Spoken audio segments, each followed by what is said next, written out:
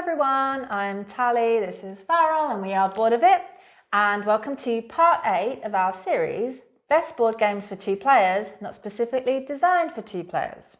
Yep, so this is a recurring series we have, and initially it started out because there's a lot of questions about does this game play well at 2 players if it's for more, and while it's very easy to find lists of the best board games specifically for 2 players, it's a lot harder to figure out if that game you have your eye on will be any good or worth your time if you're mainly playing with 2. And so now this is kind of turned into a series where every couple of months we'll bring up the best games that we've been playing, because obviously there's always new games, we're reviewers, we get sent new games and we always march forward. So we're just keeping you abreast of our favourite games to play 2-player. Yeah. So we've got some, I think, exceptionally great games for you this time. So let's just jump right to them, starting easiest to heaviest, and everything's time-stamped if you want to jump around.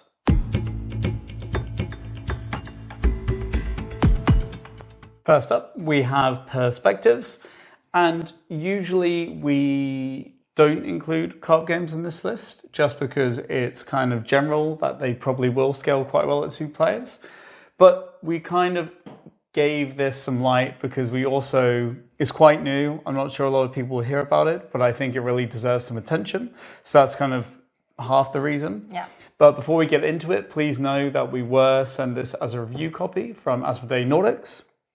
But essentially what Perspectives is a kind of cooperative detective game, I guess, is the easiest way. So if you've ever heard of or played Sherlock Holmes Consulting Detective, it's kind of similar to that where you're solving a crime, except the way it works is generally you will get cards and you're going to get an overarching question for a case you do, and you're going to get these cards which have images on it. You know, it could be documents, it could be emails, it could be photographs, but they're visual. And you'll have a hand of cards, your partner will have a hand of cards, and essentially you have to talk about what's on the cards, what you can see, and obviously you both don't have the whole picture.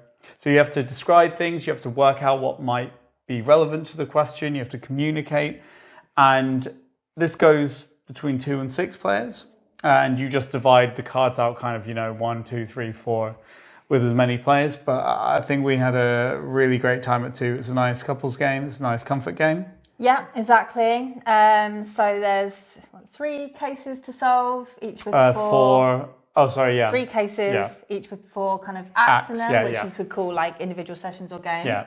So obviously, I guess full disclosure, we haven't got to try this one with more people because once you've solved it, you've solved it. Yeah. You can't replay it. But yeah, we just think that this is a really nice, like you said, couples game.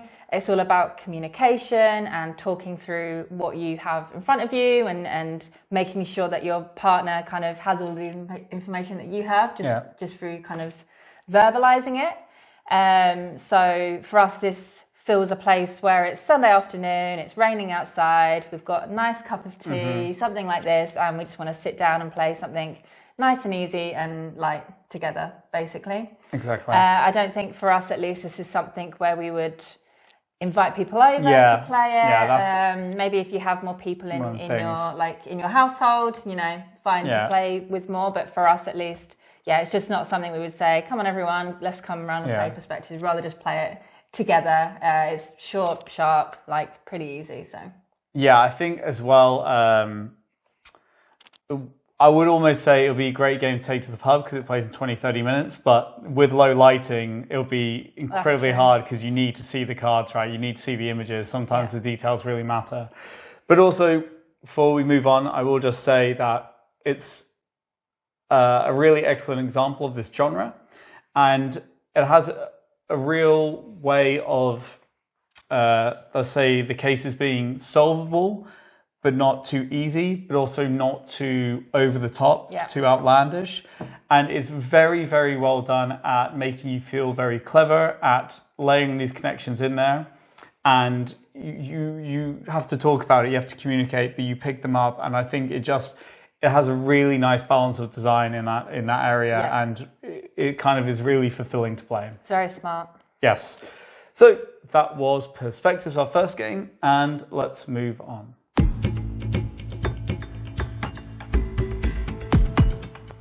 Okay, so next up we have Forest Shuffle, which is for how many players? Two to five players. So this is a card-based kind of tableau builder game where you'll be playing different cards, basically building up a forest, putting trees and animals in your forest, and trying to combo them together basically to score the most. But the little twist is that each of the at least animal cards can be used either for the left-hand side, the right-hand side, or either the top or the bottom side. So you basically put your animals kind of around the trees that you plant in your forest. So every time you want to play a card, you have to decide whether you want the left or the right or the top or the bottom to show, basically. So tableau building and kind of decision-making about which part of the card that you want to use. Yep. So in terms of 2 players to 5 players, I think, first of all, it's though there are some points of interaction, it's a relatively solo-esque game. And I think that's always nice at 2 players, because sometimes when you have more players, you want something interactive. But another kind of gameplay aspect is that the deck isn't so much different between 2 to 5. There are more cards, but probably not so much that each player would have so much more, and the game's going to end quicker. So the game's longer at 2 players and shorter at 5. And because of this, you have less chance to build out your tableau. And kind of timing is a very important consideration for a shuffle, because you don't quite know when the game will end. It could be after you go through the whole deck, or it could be almost immediately when you get to the final third of the deck, which is a lot of cards difference in the gameplay and tempo. So playing at 2 players allows players more control to build more combos, to see more of the deck and have more things pay off. Whereas at more players, it's a bit more scattershot, the game's quicker, you're going to score less, you might not be able to pull off the combos as well. So if you want a more deeper and fulfilling experience, you could play at 2. If you wanted something more lighthearted, more quick, you could play at 5. But in terms of why you should get Forest Shuffle in general, it's a really terrific game, and we're going to have a review of it coming out, and we're going to also have a review of Perspectives, the last game. And also, please note, this was a review copy from Asmodee Nordics. But it does so many interesting things with its gameplay, even though none of it's novel, that I really, really find it crunchy and decision-filled, and I just had a great time. So to play cards, you have to pay cards from your hand, but you want those cards because they're going to combo with something you have in front of you. And then they go to Essential Tableau, which is where you take cards from, and other players can take them. So then there's an element of, what is your opponent going for? What should I put that card there because they're going to want it? What should I do with it? Can I get it back quickly? And there's just a lot of really interesting considerations. You know, these cards which are divided in half. Do I want to play the left half of the card or the right card? The right half. And it's just layered with lots of interesting decisions. Yeah, probably you could, if you wanted to play offensively, like maybe that's our style. Yeah. At 2 players, you'd be more likely to be able to do that in terms of what you do and don't put down and what you pay, because I can very easily look over to you and see that you're trying to go for X, Y, Z. Okay, I don't want to put that back into the central marketplace because I want to prevent you from getting it. Yeah. And with more players, that's obviously going to be harder to keep track of. Obviously, you don't have to play like that. It's not like it's a very, offensive game if you just want to play nice, but just a consideration as well. Yeah, so we will wrap that up there because we're going to have a review coming out so you can see in detail if you're interested. And we'll move on to things a little bit heavier now.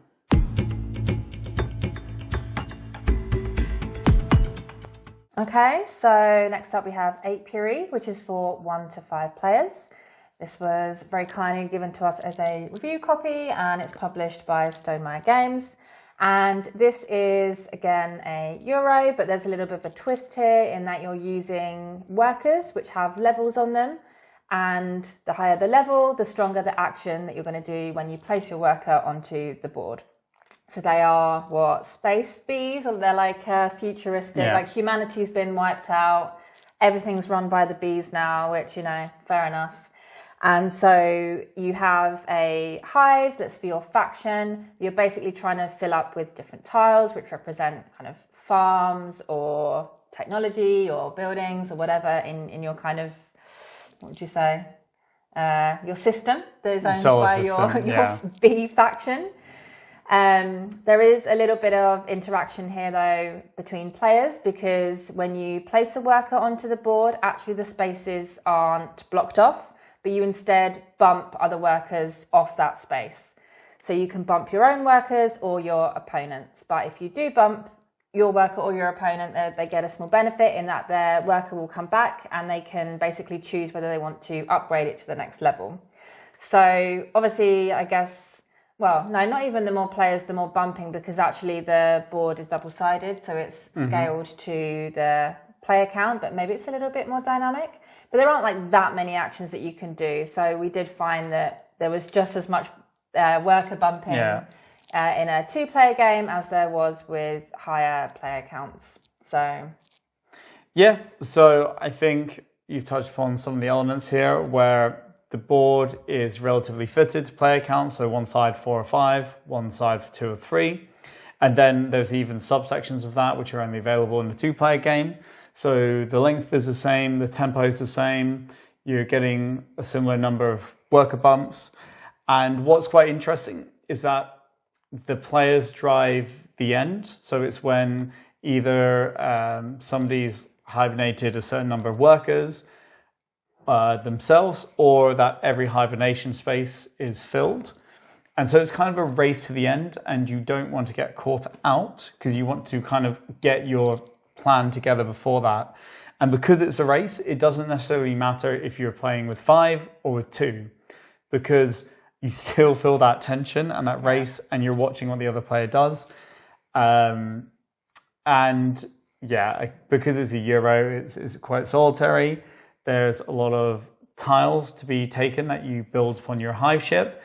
And there's so many of them, and they rotate when they're taken, that it doesn't matter too much. No, they're all fairly similar in what they do. They all require fairly similar resources. You know, if someone takes a tile that you had your eye on, they get refilled, and then the next one might be a little bit different. But I mean, you know, by the by, really, they're all pretty similar.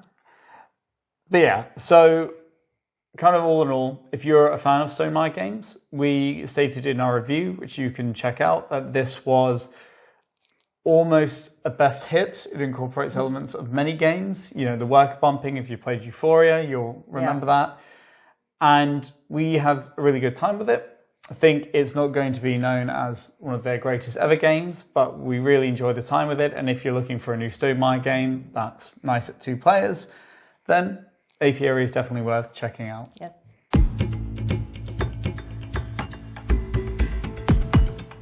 Now we have City of the Great Machine, the one versus many hidden movement game that has been making some noise. A lot of people have said good things about, including us. Another game we have a review of if you want to check it out. And this is for 1 to 4 players. Yeah. And in this, one player will take on the Great Machine, a kind of sentient robot that wants to make the perfect city. Unfortunately, human will gets in the way, so Damn human will. So they want to kind of alter humans so they behave. And everyone else will play as the rebels who are trying to bring down the Great Machine and free themselves from kind of its tyranny. So it's got a kind of interesting round structure where first there's going to be an event card flipped that will direct the Great Machine how they could possibly get or advance its master plan. And then people are going to get their resources, and then all of the kind of rebel faction, they're going to say to what district on this map of districts they're going to go to. And then the Great Machine is going to do its turn, not knowing where they are, but hoping maybe it can guess where they're going. And then they'll reveal. And if they're in the same location as one of the Great Machine's agents, they'll get caught and bad things will happen to them. But essentially what they're trying to do, the rebels, is to raise discontent in the city until basically everyone rebels and there's riots and the Great Machine loses control. So why is it good at 2 players? So in or a game, even better in this case at 2 players. Exactly. In a game where you have more people, so there's always one player as the machine, But the responsibility of the rebels is split between however many players are kind of the many side. So, yes. And that's because you always use 3 rebels. You always use 3 rebels, no matter how many are on the kind of other side. It's just that if you've got 3 players, you're going to have 1 each. But, 3 rebel players, let's say, 4 people in total. Versus 2, where there's 1 person as the machine, and then the other player gets to control all of the rebels, basically the 3 rebels. So, yes, it is kind of fun to play with more people because you have like teammates, but the actual responsibility and what you're trying to do is actually diluted by having more people. Yeah. So we prefer to just play this as kind of a head-to-head because then you're controlling the full amount of rebels, basically. You get to do more. You get to do more. What I found pretty kind of tricky with playing with more is you can communicate with your teammates, but obviously the person playing the Great Machine is right there. So you have to sort of talk in like code, which is a bit frustrating in a way, I've found personally. I just wanted to be able to kind of communicate or just do it myself. Because if someone has a different idea of what you think that you should do, then it's a bit tricky to be like, oh, I'm going to go over there. You can't really communicate too freely. So, we actually enjoy playing this more as a head-to-head. Yeah, I think one thing that's important is obviously if you play with 4, then kind of the rebels are evenly divided. Whereas if you play with 3, then it gets awkward because you kind of have to half control one and control one of your own. And then there's also some kind of weird things that just make it better at 2, where the characters, the heroes, the rebels, have numbers, and they always go in the same turn order. So if you're like the first one, you kind of are more pushed into having to set up things for the later one, rather than you being the one that gets to do it. Yeah. So that's kind of one element that people might not like. And also, because the Great Machine is ideally trying to capture these rebels, they can decide to basically end your turn. And if you're playing with 4 and then all you get to do is like 1 action anyway, and then you lose it, it's not that exciting a game for you. Whereas if you have 3 actions and 3 people, then it doesn't matter so much. It's more of an experience, right? But we did really enjoy this game. Check out the review to know more. But also please do know that this was a review copy we were provided. So that was City of the Great Machine, a really interesting little Great Machine, little hidden 1 vs many game that does some quite interesting things with the concept.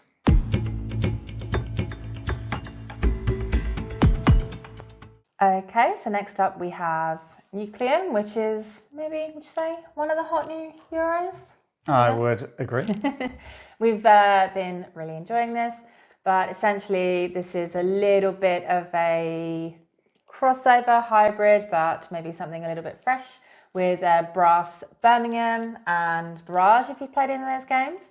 So essentially it's a dry Euro, our favourite, about producing energy in Germany. So it's set in kind of an alternate... Saxony. An alternate history where nuclear power was discovered, set in like the 1800s or something like this? Yeah, I think so. And essentially you want to be producing energy to supply the different towns of Germany. But in order to do that, you need Saxony. Saxony. There was no Germany then. Okay, Saxony. This is cows, sheep all over again. Cows, sheep, yeah, that's true. So you want to be building turbines, you need to be mining uranium, you need to be laying railway down to shift the resources where you need to get it in order to produce it, to make the energy. And basically you want to be the energy company, I don't know. Investor, I think. Yeah, producing the most energy, and that's represented on the board by flipping over your buildings. And the more energy that it produces, the higher kind of victory points that you're going to get for flipping it. But the kind of jewel in the crown of this is the action selection system. I honestly thought you were going to forget there, and I was like, but what about the action selection system? I'll never forget. Which is essentially these little tiles which have an action on the top and the bottom, and you can play both of them. But the kind of twist is that they also double up as the railway tracks, so you have to sacrifice them as you go along in order to build your railways. But the beauty is, when you lay them, if you match up the kind of colours at the end of the tiles, so say one's purple on the end with a city on the board which is also purple, you also get to do the action as if you were just playing it for an action.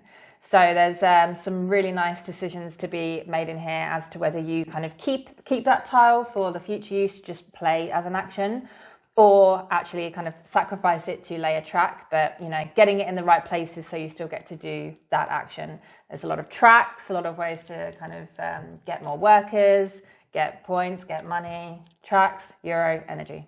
Yeah. So why is it good at 2? Now, we will admit that out of every game on this list, this is probably the one that has a stronger argument for being better with more. But the fact is, just because it is better with more doesn't mean it's bad at 2. Yeah. So in this, there is a 2-player side of the map. So you do get that scaling, but the 2-player map is more open. So actually where it might be better is for people who want to play but don't want too much confrontation. Yeah. Because if you know Barrage, at 4 it's absolutely cutthroat, whereas at 2 is quite, well, relatively, it's quite breezy in terms of the space. And some might just prefer it at 2 to not kind of have that harshness. The meanness. Yeah. And that's similar here. Because there's definitely more considerations. You have to worry about the other players more. It's tighter at 4 players, but nowhere near as tight as Barrage. Few games are. So that's one aspect, but also because it's a Euro, the kind of best part of the game is this action selection system is fantastic. It takes some of the best elements of the other 2 games you said about producing the energy, making these networks, building railways, creating kind of little energy groups of turbines and power plants, and then sending that energy out. And the kind of joy of this game for me comes from this like careful picking through the actions, comboing things, getting lots of points. It's your own optimization engine. Exactly. Basically. And that doesn't really change at 2 players to 4. It's just that with 4, you get that player interaction where you have to worry about the kind of network aspect of it a bit more. But we also have a review of Nucleum if you want to know our full thoughts in detail. But just know that we do fully recommend it. Yes.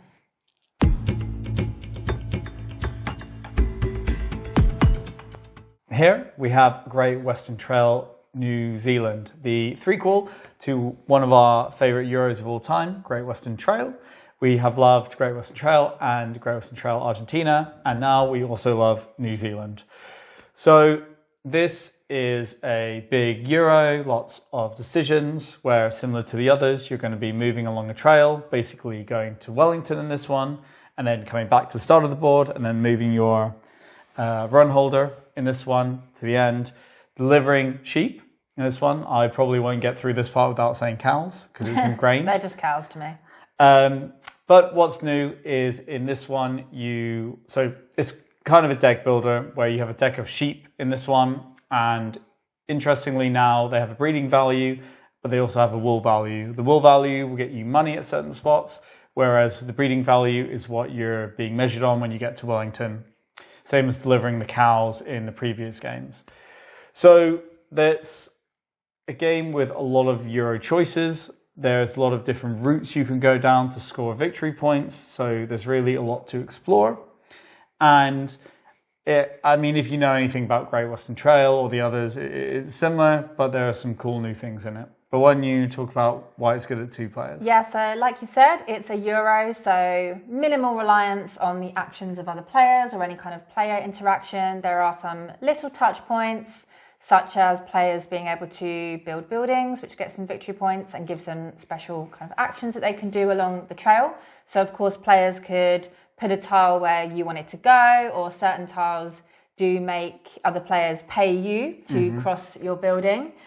But apart from that, that's really the only interaction. And everything else, where maybe there's the sheep market in this one, so you can buy more sheep to add to your hand, is scaling with the player count. So with more players, there's more available at the market. So we just find that it scales really well at all player counts.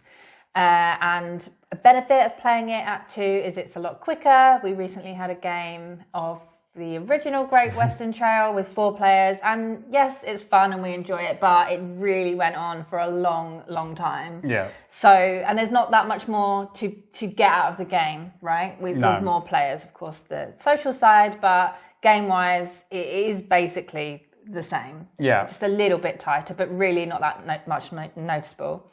So we really love playing this kind of at all player counts, really, but definitely one, if you're worried whether you get the same experience at 2 players, then we personally think you pretty much do. So if you only, get to play it with 2, then we would definitely still recommend getting it.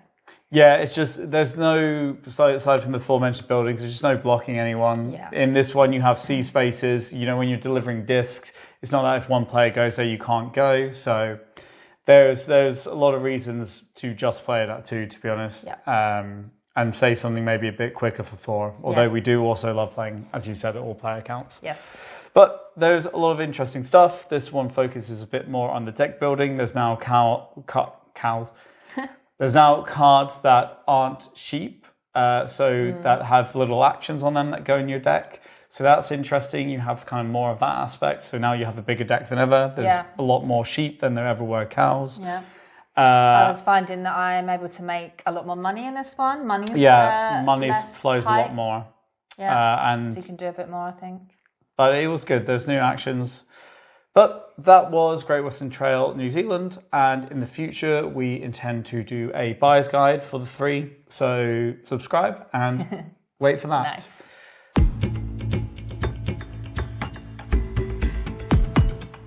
Finally, we have the biggest, heaviest game of all, Voidfall. This is a game we recently did a review of, so if you want really in-depth coverage, check that out. But spoilers, it was a game we absolutely loved, although there are a lot of caveats behind us recommending it. Now, in Voidfall, you're going to play a house in space, which is kind of like a faction, as it's set in a universe where another dimensional entity has kind of come into our universe, started corrupting everything, and you each play houses fighting back against it. Think Game of Thrones houses, but in space, I guess you could say. Nice. It's a kind of 4X Euro set in space. You've got the hexes. It has many elements of games like Scythe or Eclipse, Second Dawn. And it's driven by a card action selection mechanism. So on your turn, you're going to play a card which has 3 actions on it, and you'll pick 2 of them. And it's very familiar if you played games like this, except with some really nice novel twists. But you're essentially putting down kind of buildings which are going to generate resources, which you then spend on other buildings and fleets. You fight the alien called the Voidborn. And it's about kind of scoring as many points as you can, because you get objective cards that score every round and you want to meet them to get the most points. Yes, exactly. And the reason why we really like playing this at 2 is because it is a big, heavy, thinky Euro. You're mostly just, deciding optimal order of actions and what to do by yourself on your turn. And it's kind of, you play the game and then you look up at the end and then see who's won. Don't really pay too much attention to what the other players are doing. Obviously, because there's the kind of non-player enemies, so the Voidborn, there's always those to kind of have an interaction with and attack them. And there isn't really any need to attack the other player. Yeah. And it's also very hard to attack the other players anyway, because the movement is pretty slow. It's not really about the combat, it's about the optimization. The combat is just kind of part of it. Yeah, it's about, I guess you could say, taking new territories to expand, because you always want to expand to score more. But exactly. One of the issues is that it's scenario based, which I did mention in the opening. So you kind of set up a map and they can be geared for more or less combat. Yeah. And in some of them, it is exceptionally hard to even like get to a point where you can fight another player. Yeah, and you always get a kind of bonus for taking over the territory from the Voidborn, and I guess if you overtook from another player, you would take on whatever buildings they had, but still it's always, you're trying to get those small bonuses from fighting the Voidborn, and you want to get rid of the Voidborn as well, because the less corruption there is on the board, the better for everyone. So there just isn't really that need. And also the combat is not exciting. It's very mathematical. It's just, I have more fleet than you, okay? Like there's some tech cards that maybe play into it, but it's not like a big epic battle. So it's not like you have that real drive, like I'm going to go and attack my opponent, also just for the fun of it, because it's not that fun. So yeah, pretty solo in the way it plays. And it's also, you know, big, heavy, long game.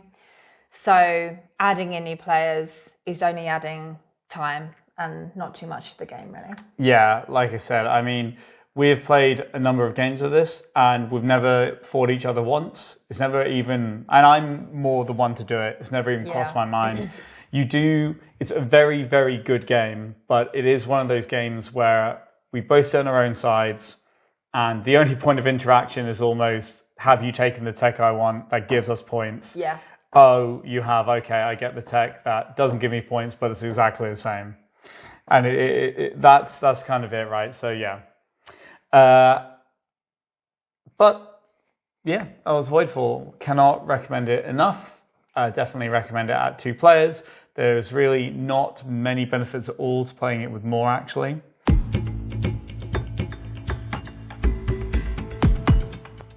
Okay, so that was part 8 of our series, Best Board Games for 2 Players, not specifically designed for 2 players. We really hope you enjoyed this list and you get inspired by it. We'd be more than happy to answer any questions you have about any of these games. We have reviews, or we will have reviews for all of them, so subscribe to see when the ones that aren't out yet will come out. Or our buyer's guide for Great Western Trail. Yes, and please check out the other 7 parts in this series if you haven't already. We've covered plenty of games over the course of all of the videos. Yes. And let us know what are your favourite games to play with 2 players that are not designed for 2 players. Yes, so thanks so much for watching, as always, and we hope to see you next time. See ya!